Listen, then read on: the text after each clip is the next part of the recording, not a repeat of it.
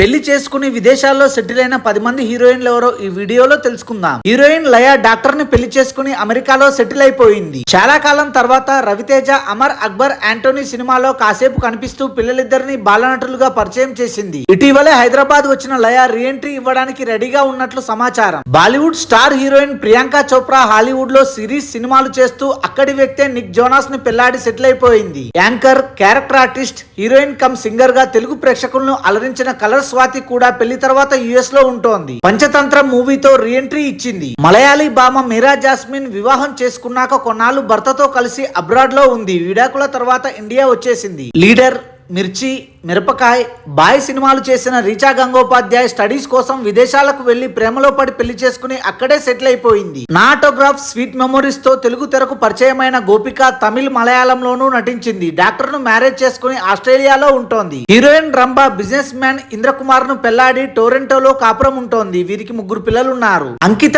Heroine గా లాహిర్ లాహిర్ లాహిర్ లో సింహాద్రి లాంటి సినిమాలతో అలరించింది. వ్యాపారవేత్తను వివాహం చేసుకుని న్యూజెర్సీలో ఉంటోంది. తొలి ప్రేమ ఫేమ్ కీర్తి రెడ్డి సుమంత్ తో విడిపోయాక మరో వ్యక్తిని పెళ్లాడి యునైటెడ్ స్టేట్స్ లో ఉంటోంది. మన్మధుడు సినిమాలో నటించి మెప్పించిన అన్షు అంబానీ పెళ్లి తర్వాత లండన్ లో ఉంటోంది. Thanks for watching this video. For more interesting videos please do subscribe.